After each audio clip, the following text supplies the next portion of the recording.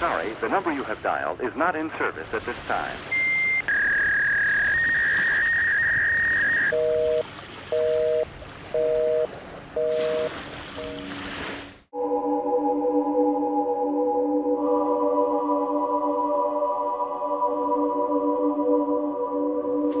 Uh-oh, I'm falling down a hole.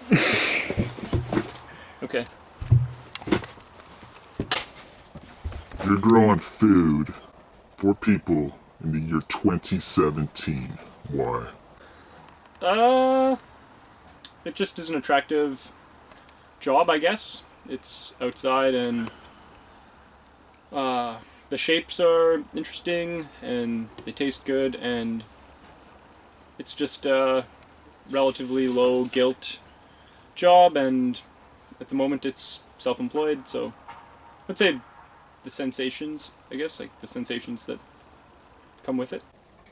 But you were a city kid. How did you get out to the country and think about growing food and making a living off of it?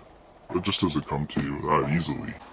I guess through just working at like outside jobs. I used to be a greenskeeper, a golf course greenskeeper, and I went to college for that, and then through that I collided with people who were taking like greenhouse technician diploma as well, and other people who liked gardening and had friends who liked gardening, and it was just appealing. It was sort of like en vogue, if that's like a phrase, en vogue, or like it was a cool thing to do. And like I make a lot of the time I suggest like that I feel guilty as like a Radiohead fan because I got into Radiohead at Kid A, which is sort of like of course, you know what I mean? And a lot of the time I think I enter things at the time when they're popular, and I think it was just a time when it was bound to happen. So you think, how do people around you, your family, your friends, like look at you in terms of growing food? Is it respected? I've never really checked that, I guess. Like, I think my mom thinks it's pretty cool because I'm happy. Like, that's her big thing. Like, if I like what I'm doing, that she's happy about it. I think that my friends and my family think it's cool. I don't think they're as much on board with the I guess, larger, like, they don't see it as like, probably like the resistance of something, or like as like a they probably don't see it as back to the landism as much as they see it as like Ben's into growing vegetables. Like, it's probably just a funny thing. Do you find it revolutionary? I think it kind of feels like it is attempting to be, which I think is a good way to start. Like, I think people are attempting to do this for the right reasons, so I think that it could be, if it persists and if it remains like, I think if it remains something that can be accessed without an education or without like too much financial burden, then I think it is revolutionary. I guess like if it had a really high cost associated with it, then I think maybe it would be difficult to call it like revolutionary. Did you have any mentors or writers or anyone that pointed you in this direction? I had a really good friend of mine from Edmonton, my friend Ira. He is the sort of person who has guided a lot of his friends into the things that they seem to like, and I don't think he especially intended to influence my gardening, but he had a garden of his own that he wanted me to like take food out of when he was moving, and I went to his house and took like saw this thing, and I was really attracted to the idea of being able to make one of them that was my own. Like, I liked the straight rows. Like a lot of the things that I find satisfying about it are like the aesthetic elements. So these straight rows with these different plants, different shapes, and then the fact that like the shapes have tastes. Like, to me it would be like as if we said like, oh, like we all agreed how a triangle tasted or circle tasted. Like, I think that would be a nice fun add-on to the shapes idea. And vegetables have this quality. They're almost like shapes you can eat. This is a lifestyle for you. I mean, like, you live and breathe like food. Like, you live on the farm for the most part. You make food not just for yourself, but for the market and for CSA. So it's 24/7. It's at this time of the season, in the summertime, it's definitely the only thing you should be doing. We still work a little bit off the farm to pay for it, but it is unavoidable, and it's nice to have something like that that is a higher responsibility, something beyond what I want to do with my day. I find that's like a really comfortable way for me to have my life, being that there's like a responsibility that I answer to. At the beginning of the season, we sort of joked, or I like to think about how like our planting plan becomes our boss, and this thing we can't even, we shouldn't get around. It's like bad for our, it's bad for us, like bad for our employment if we don't listen to the boss. So we make the boss at the beginning of the season, and then it like demands certain things, and I really am amazed at this element that like we can be here and we can prioritize things that nobody is asking us to do, as like a, like we must do this. That feels like really exciting to have things like that. And I didn't really have many interactions or like things in my sort of for pay or working for persons like job world, other than getting to work. It was like, oh shit, gotta get up, like. But once I was at work, the level of responsibility just like tanked. I just never felt that responsible to like making something happen, and it definitely takes a bit of like emotional information, like getting burned, like screwing something up really badly so that you don't feel good about yourself, or so that you've lost like a lot of vegetables or a lot of money, and now you're like, that sort of stuff definitely acts as like an alarm later. So that world I find tough to escape at this time of year, and I almost feel like a person who's not like like not thinking straight because of how much it's like, we've got to get this thing done, and it's like I mentioned, it's not something that anyone else is really needing to be done. So it's sort of strange to get so up about it. My partner also goes through this, and we go through it about different things, and that's also difficult. It's just that we have different things that we think are our responsibility or that we care lots about, and I think of like Little House on the Prairie when Pa loses like his whole crop due to like locusts, like a swarm of locusts coming. But there's a lot of variables involved in what you do. You know, there's crop failure, there's, like you're saying, like things can go awry pretty. So that must kind of weigh on you a bit. Yeah, definitely. That sort of stuff ends up guiding your decisions the next year, and sometimes could like over-guide them, like make you overreactive to something. Then there's the human element, like that we talk all the time about how really that's for us if there's any shame, it's that this also has to be a business.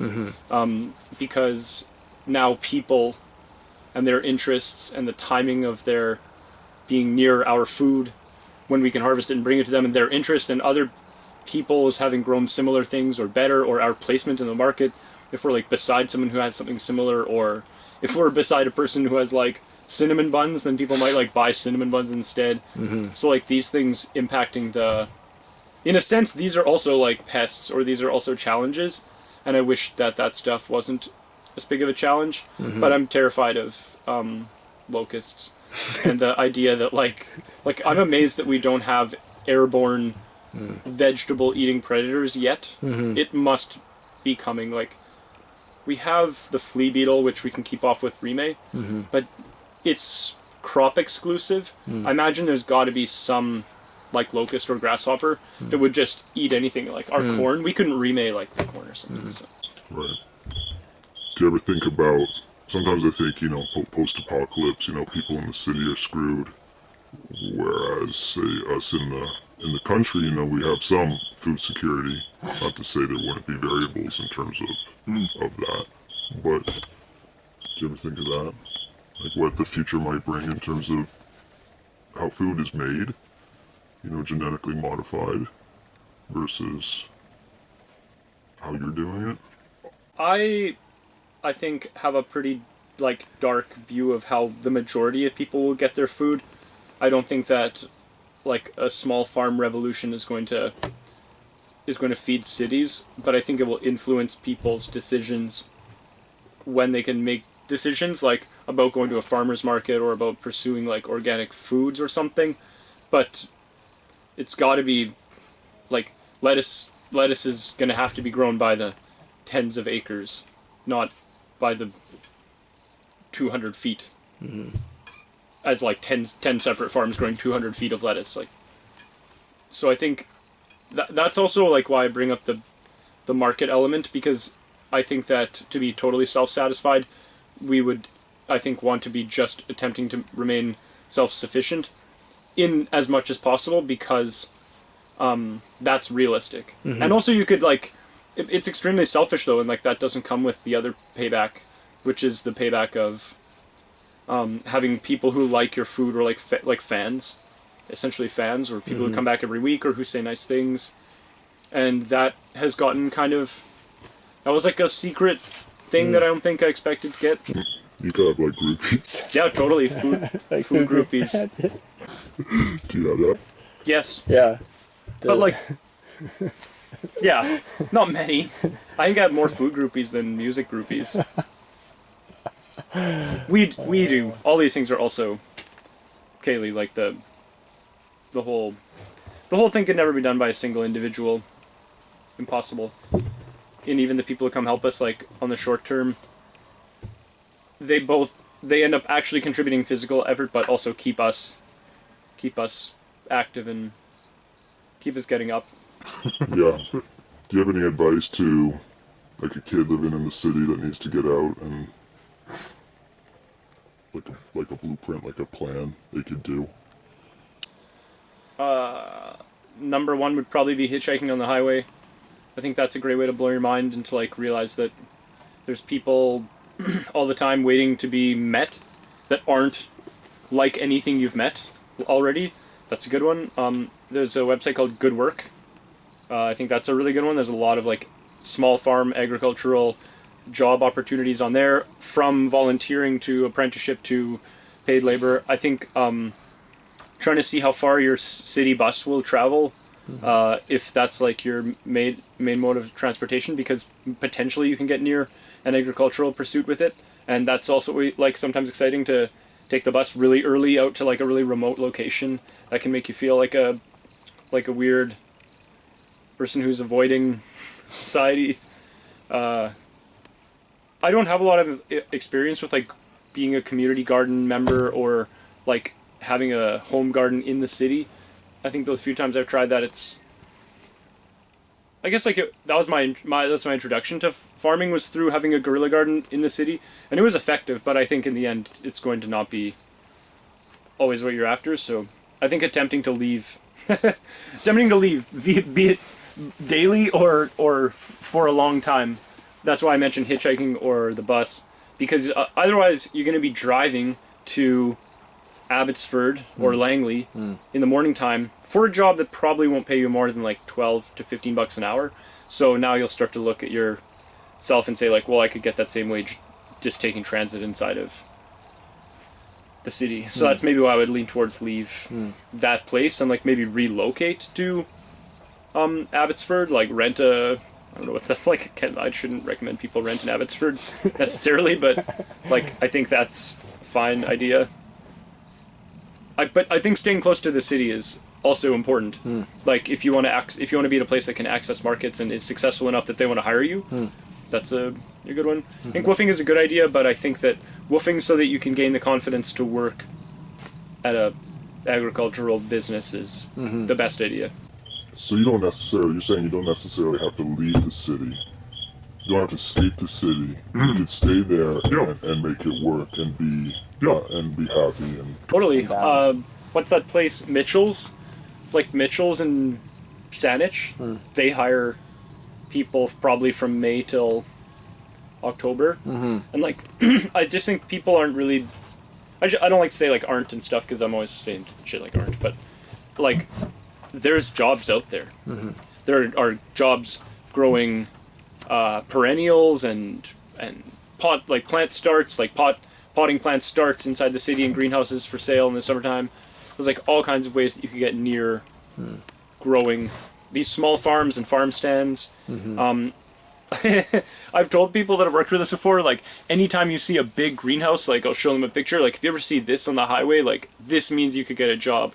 Like, and that's probably very real. Like you could go to that place and say like, hey, are you guys hiring at the moment? I'm able to get here if you're able to get there. That's the barrier. So I mean, if we ever started to see more city farms But just, I imagine that if we ever saw more city farms, those jobs would become like city jobs. I think a part of the allure and the thing that a person might be wanting is like this dork job element, not like a, like, I don't know, like a Aritzia farm or like a fancy, like a Starbucks farm or something. Yeah, yeah. Like, because I can imagine that also being a thing. Yeah. Like Whole Foods having a what's the word? Like a downtown farm agricultural suite in which people are like hired to harvest lettuce from plastic tubes that hang through, like, and it's a plexiglass building, and like, so they're like in the business now of growing their own food. Like, that'd be pretty wild, but I think getting around